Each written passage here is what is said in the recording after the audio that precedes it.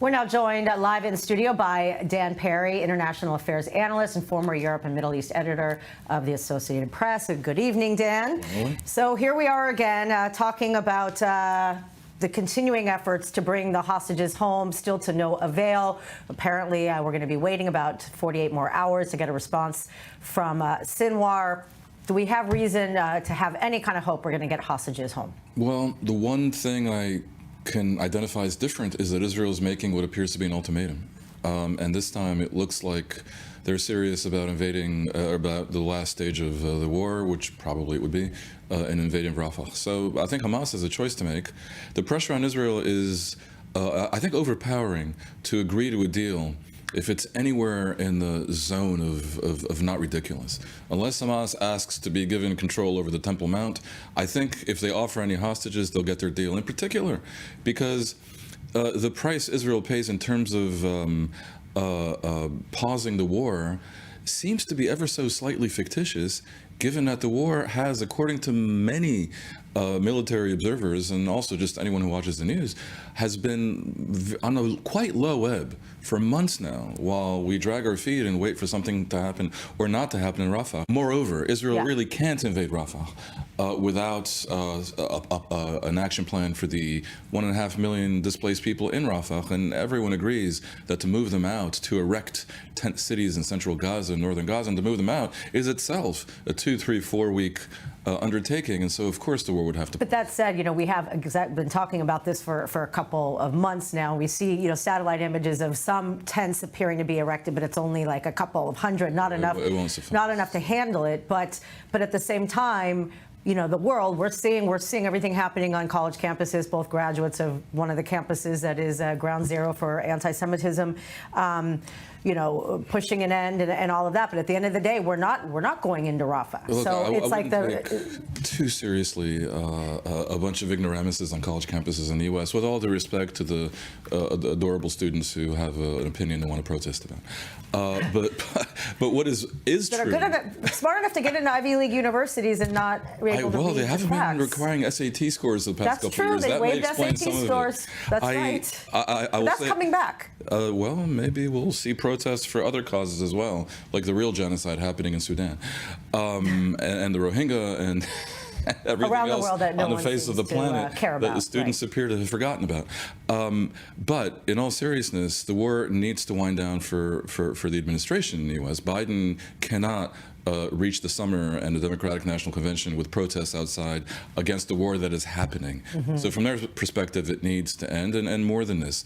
The fact that Israel has dragged its feet on this war, and I think it's fair enough to say that that is what has happened, has been a violation of Israel's combat doctrine of 75 years long standing, that for very, very, very good reasons held that conflict must be brief on enemy territory, Israel must strive to victory very quickly, because given its numerical disadvantage that is more difficult to neutralize over a prolonged period of time, given the fact that it depends on a reservist army and therefore a prolonged war harms its economy, given the fact that it's a democracy and democracies generally are not that happy about prolonged disruption, it needs this to end quickly, and of course that may run afoul of the particular political interests of one particular person in the government. Yes.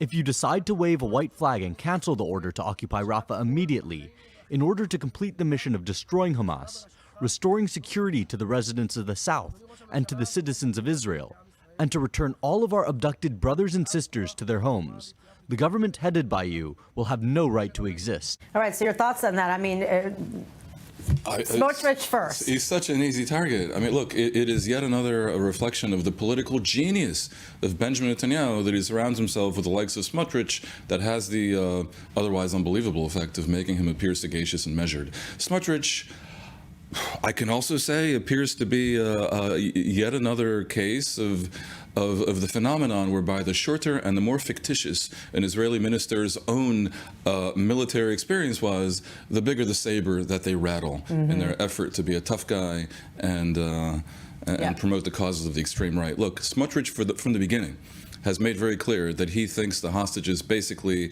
can be sacrificed and that the war is far more important. For the past 4 or 5 months, we've had neither a war nor the hostages. They're dying one by one, according to Israeli intelligence. And even if Israel pauses the war, I think we can safely assume that if Hamas remains in power in any part of Gaza, including, let's say, just in Rafah, they will eventually fire another rocket. So Israel will have more than enough provocation to restart the war at a point in the future. Hamas, sadly enough, isn't going away, but the hostages may be.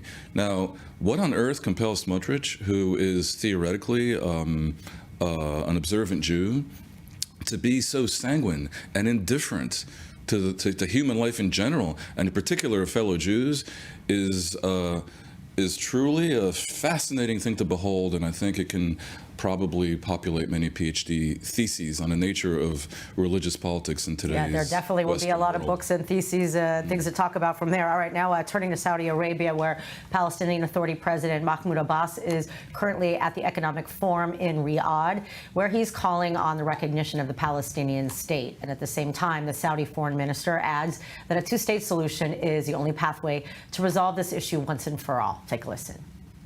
We ask the world to commit to its obligations and acknowledge the state of Palestine. And after acknowledging the state of Palestine, only then can we sit down with Israel and negotiate on the borders.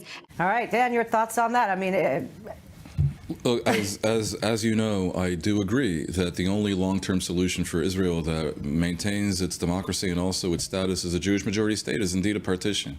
Now, whether that partition has to happen in the context of specific Palestinian independence, when we all know there never was an independent Palestine in the entire history of the Euclidean universe, is an open question.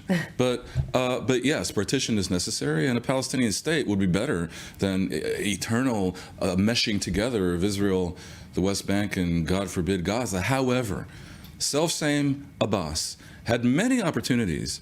It was Arafat in 2000, 2001, but he was around. The Palestinians in 2001, in 2008, 9, and again, even under the Trump plan, imperfect, but for sure granting them independence, refused to play along because probably many among them actually prefer the one-state solution, hoping that somehow many Jews will flee the prospect of a binational state and end up with everything. So when I see Abbas complaining about the occupation that he perpetuated by refusing to play along with Olmert's very good offer in 2008 and 9, it's a little bit rich.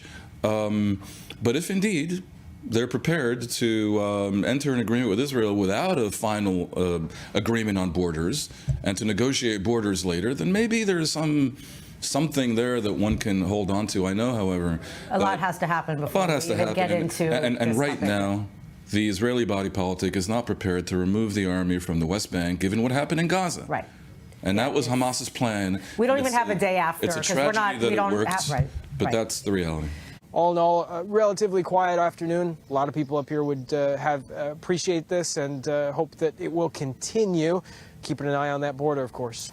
All right, thank you very much. I24's Zach Anders. We're now joined by Dan Perry again and former ambassador to France and Italy, Avi Posner. Good evening. Welcome to the studio. So we were talking about, obviously, we just heard from Zach Anders in the north, where it's the analogy of the flame. It's just kind of low, it's high, it's low, it's high. Is this something that's going to go on indefinitely?